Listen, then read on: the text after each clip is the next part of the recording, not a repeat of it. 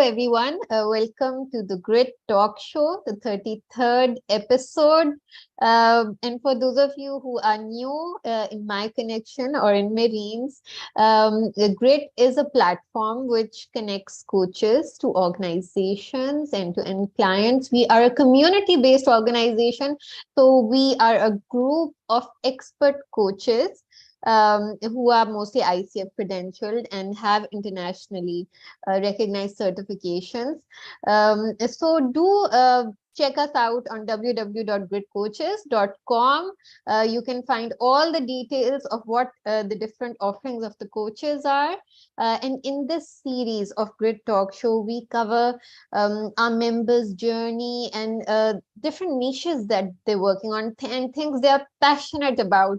So today we have with us a wonderful member of our community, Mehreen. She is also part of our core team. So Mehreen, welcome to the show. Thank you so much, Khatija. Thank you. And I'm really excited and happy to be here. So glad to have you. So Mehreen has chosen a wonderful topic that is self-love and compassion. And in today's world where, everything is we're all in a rush and hustling, especially those present on LinkedIn, they would know. I think we get no time to actually indulge in self-love, right, Mehreen? So when it comes to self-love and you chose self-compassion, is there a difference between the two?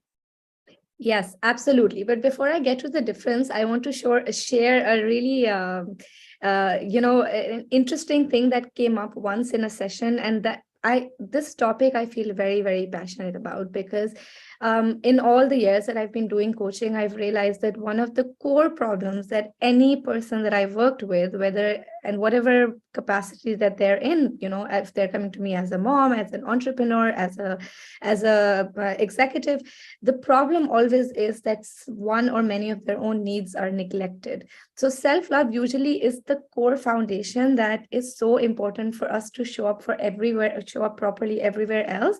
And that's the one thing we are neglecting. So I would love to talk more about this here. And I remember that once a client said when this topic came up, and she said that self-love, but isn't that being selfish?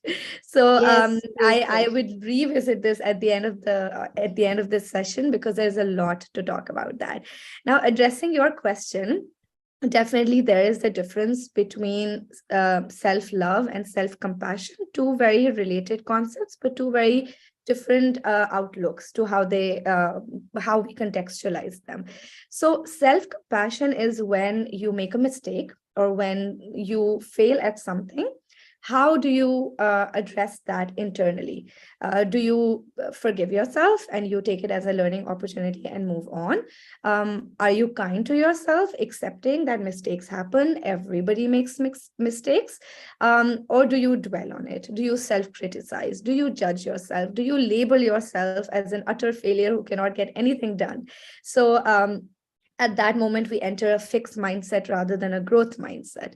So if you're compassionate, you are showing up for yourselves more kindly, accepting that mistakes happen, failures happen, and it's quite okay to be where you are and not indulge in negative self-talk and negative self-criticism. Self-compassion or self-love, on the other hand, is more a general mindset or a general lifestyle that you adopt. So where self-compassion is a moment-to-moment thing, or something that happens in a specific situation, self-love is just there in the background. What do you do to take care of your emotional needs, your physical needs, your psychological needs, and at times your spiritual needs as well? So whatever you do in those areas is all self-love. Yes. So, Mehreen, this brings to mind this question that too much of everything they say is bad. Yeah. So there are some people who maybe love themselves too much. Does narcissism crop up from there? How is narcissism? What's the line, the cutoff line where it turns into narcissism? I'm so glad you asked that question because, again, like I said in the beginning, the minute I start talking about self-love, we've been so used to neglecting self-love then that we say to ourselves that, oh my God, no, no, no, no, we cannot indulge too much in ourselves because that would be selfish, or we don't want to become narcissists. um, there is a very, very clear difference. So narcissism is when you think you are better than everybody else. So it is in comparison to other people. You think you are better than them, and hence they have to be way less than who you are. Self love is just that you are good, you are amazing, you deserve to be good. Where self love is self driven, it's all about you. Narcissism is other focused. It's about you show up to be better than somebody else. So you put somebody else down to be better than them. And also because, when we create a certain image of ourselves, how we want to portray who we are in front of other people, that's also a kind of narcissism. So we see a lot of romantic relationships. Since it's Valentine's Day, it's apt to talk about that. Then one partner is narcissistic because not only they think and act as if they're better than the other partner, they put the other partner down, and hence they expect the other partner to look after themselves way more than they would for the other person, because they think they're better, they're deserving for more. And then they create a certain image of power and autonomy as compared to the other person. So that's what So, narcissism is. so Self-love Mehreen, is does just this about taking care of spring from yourself, your needs. insecurities? Sorry. Sorry to cut you. No. Does this spring from insecurities, trying to Yeah. put the other person down? And I think we might be delving into another territory here, but gaslighting. So is Yeah. that part of that? Yeah, for sure. Interestingly, I think a lot of times when we are when our cups are empty, we have not extended the same love to ourselves, but we want others to direct that love to us. This could sort of stem from that as well. This could be insecurities because we were not loved by others, or we did not extend the same love to others.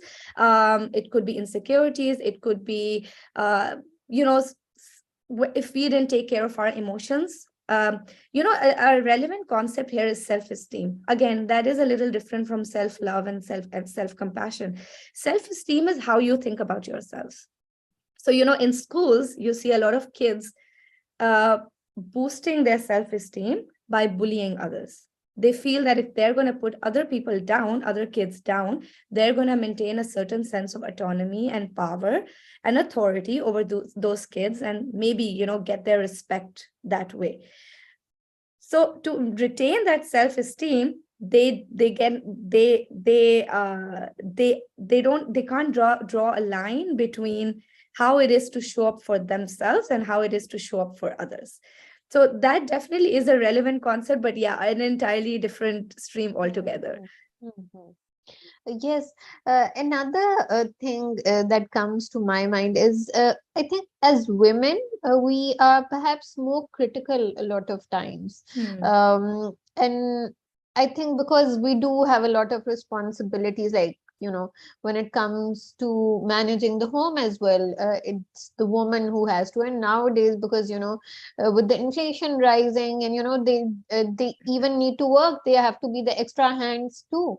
So in all this rut, they tend to, and naturally also, even if they're not doing all that much, I feel that women are more self-critical. Is Yeah. it the same for men as well? What have you experienced in your practice? Are men as negligent or as critical about themselves when it comes to loving themselves?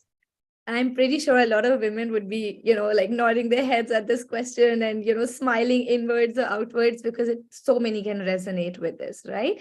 So from, if you talk about compassion, studies show that women have a higher compassion quotient. And it also makes sense from an evolutionary point of view. Women are the kind of role we play in society, raising kids, making sure how kids are, how the next generation turns out to be. The survival of that generation depends on a mother being compassionate. How many times we've heard that a certain body reaction happens when a mother hears a child cry. The same body reaction or an emotional reaction may not happen for a man, and this is how this is completely biological. So it makes sense for them to have a higher compassion quotient for others. But when it comes to self-compassion, it's a very individual case, right? Uh, it's more individualized how women talk about themselves or take care of themselves than men. It has nothing to do with science or biology, but it has everything to do with society, with culture, with what we have been taught, and how we have internalized those messages. We know in our own society, women from a very young age are taught that self compassion is not something that they need to be investing in. They should be investing in compassion. They should be there for other people, whether that is as a mom, whether that is as a daughter, sister, even at work. With female executives or female professionals, female doctors, female workers are required to to adjust more, to be more flexible, to neglect their own needs, to neglect their own families, to neglect their own time, and put in more work. So it is just that that kind of mindset that we grow up with. Not only that, we look at other women in our lives putting everything and everybody else before their own needs. Again, we internalize that message. We feel that self compassion is something that we don't have the time for, and it's not something that we should be doing because we'll be selfish. How can we do something for ourselves when we have little kids? How can we do something for ourselves when we have parents to take care of? How can we ask for things for ourselves in a work environment when we are trying to prove ourselves? I actually had a client come to me once, and she had just come back from maternity leave, and she was so guilty for taking about 6 months off. This was not in Pakistan, so they got a much higher maternity leave mandated by the government. So it's not like she was, taking something that she was not supposed to take. Uh, to take care of her child, her newborn baby. Again, not a vacation, but she was so guilt-ridden for taking these 6 months off that she had to go back to work, and she had to ask for one thing. You'd be surprised what that one thing was. She didn't have a parking spot at her work because before she used public transport.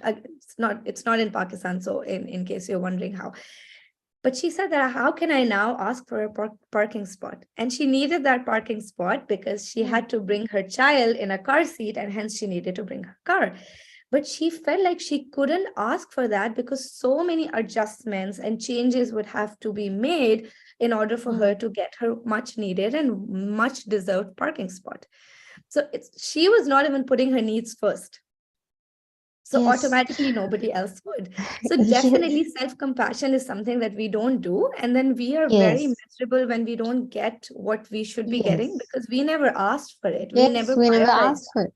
Yeah. Absolutely. So, Mehreen, compassion is sensitivity towards others, and self-love, as your client also said, sounds selfish at times. And Yeah. as the other lady with the child, she was so hesitant to even ask for what she needed. So that's the height of self-negligence, I would say. Yeah. So how do we strike a middle path? Mm. How is there a way that a balance can be struck in where we're taking care of others as well, Yeah. and like we are satisfied internally that we're not being selfish, and we're just asking for our right. How Hmm. do we do that? Is there boundary setting? Are there other means for that? Okay. So, Khadija, look, I always say that, whereas there is a marked difference between what's compassion and self-compassion, like we discussed, but there's also a link. So, self-compassion, sorry, the other way, compassion may not be a necessary condition for self-compassion. You can still be compassionate to other people, even if you're not compassionate to yourself. Our mothers are a classic example of that. They're amazing with how apt they are to our needs, but they will neglect themselves like no tomorrow. But the other way around, I feel self compassion is sometimes a necessary condition for compassion, uh, or for better compassion. If our cups are filled, we will find it much easier to fill other people's cups, and better. we'll show up for other people better. We'll show up for our relationships better. We'll show up for our work better because our cup is full. Our needs are taken care of. Our emotional, psychological, physical, spiritual needs are taken care of. So we can be better at all these relations. When we are mindful of our needs, we can tune into other people's needs much better. Mhm.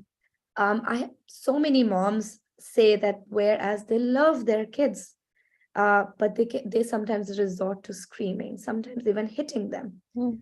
So the compassion factor is there. They'll drop everything if the child needs them. If the child falls sick, they love them to bits. They'll drop everything, but they're not showing up for them in the most effective way because their own cups are empty. They've not taken out time for themselves, their health, Mhm. their emotional needs. So there's So anger and resentment in the background, builds up and that's exactly. being so. The unexplained anger towards a child could Yeah. sometimes be displaced anger because we're letting that build up by neglecting ourselves and our Right. own needs.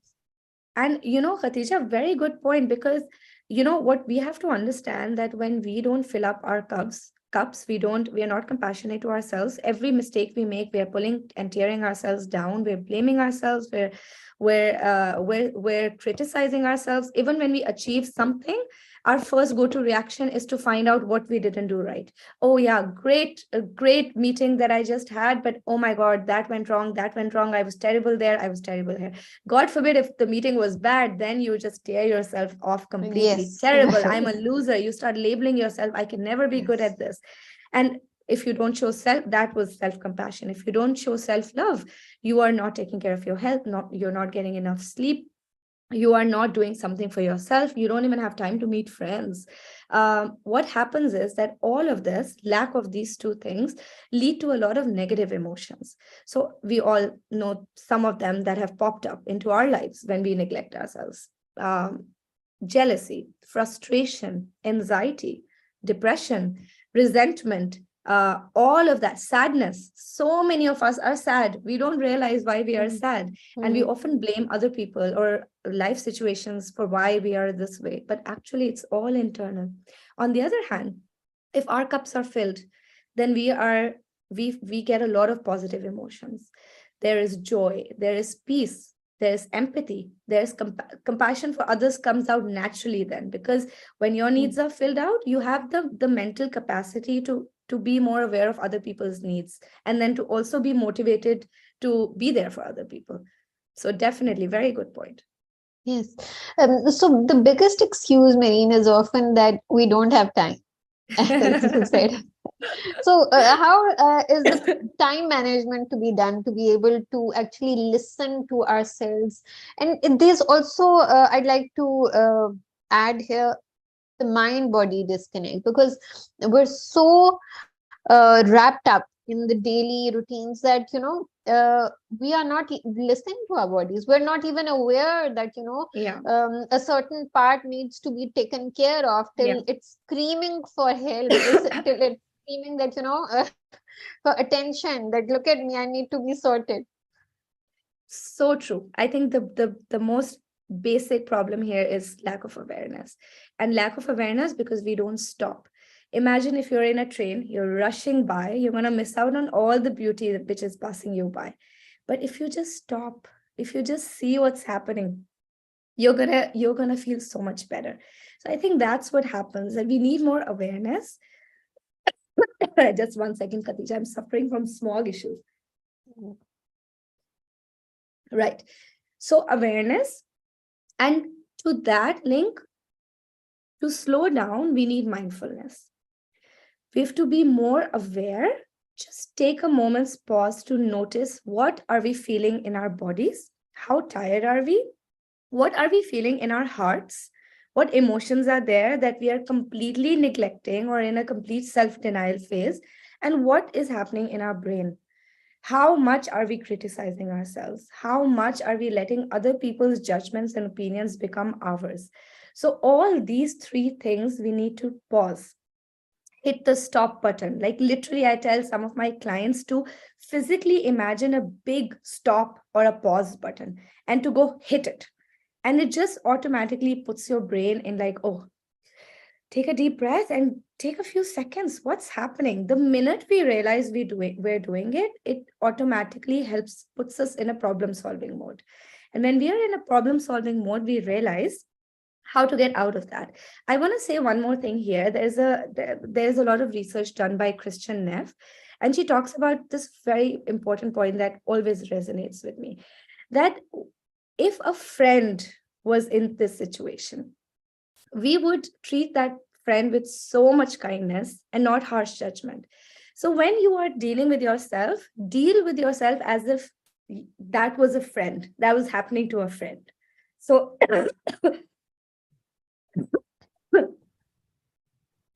This is something we're taught in thank you. NLP as well, the perceptual positioning, Right, where we actually have to imagine that, the other, we are the friend and we are giving exactly. ourselves.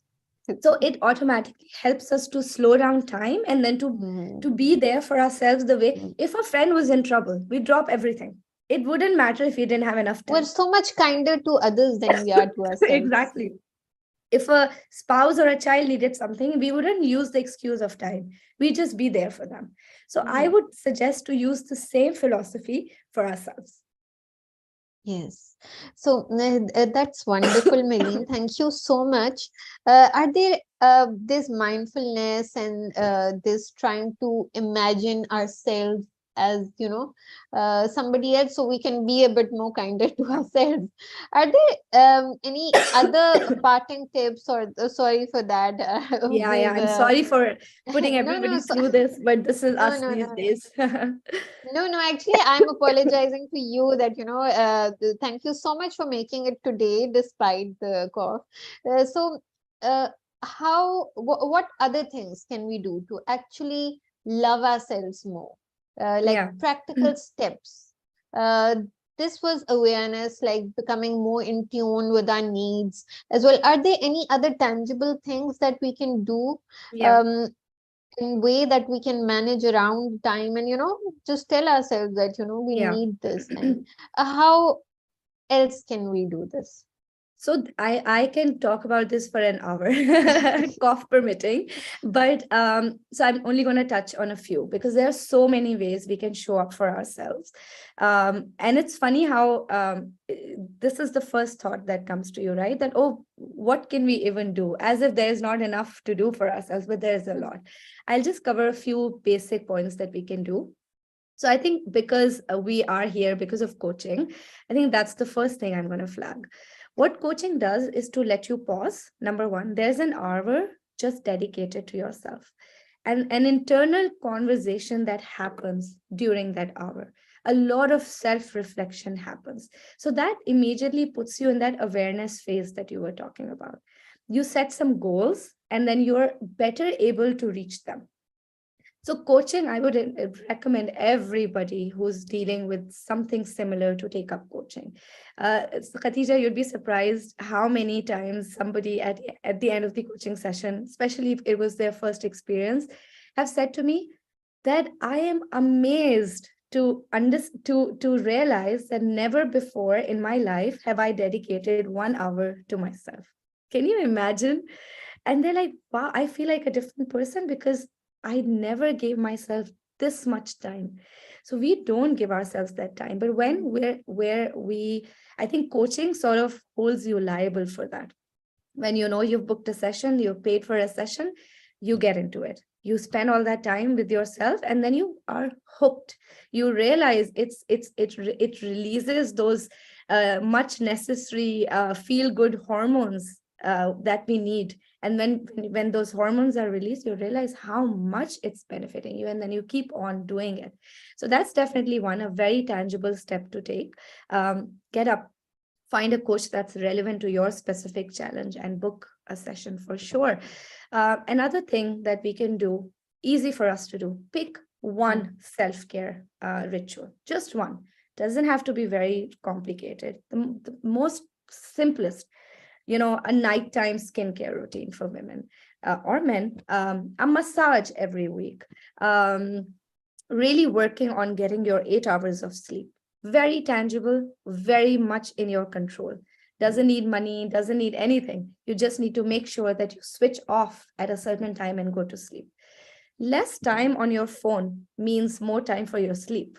So all that Instagram scrolling happening just before bedtime, no. Khatija, I switch my phone off at 9 p.m. I literally go put it on flight mode and I put my phone in a drawer just to give my brain a signal that after this, no more phone time. And when I do that, I actually am able to, start bedtime at a much reasonable hour than I would if I was, stuck on my phone. And of course, diet. Mindful eating is again something very tangible you can do. Eating at the right time, eating earlier, all of that is self-love. You're taking care of yourself. And then the last one, so one definitely, a coaching session, one self-care activity that you can do every single day or every weekend, depending on your time, and pick one constructive activity. It could be anything you enjoy: sports activity, a walk, reading a book, any one constructive activity outside of your personal and professional life that could bring you some joy. There is an energy map that I do with a lot of my clients that might be useful to talk about here. Is that, if you think about all the activities that you do in a day, from the most basic to, giving food to your family, to the most advanced, such as, work assignments or any other thing that you're committed to, think about which of these activities are draining your energy and which ones are engaging your energy. So in a day, you need one activity that is engaging your energy. In my case, I love to spend 1 hour in the gym every single day.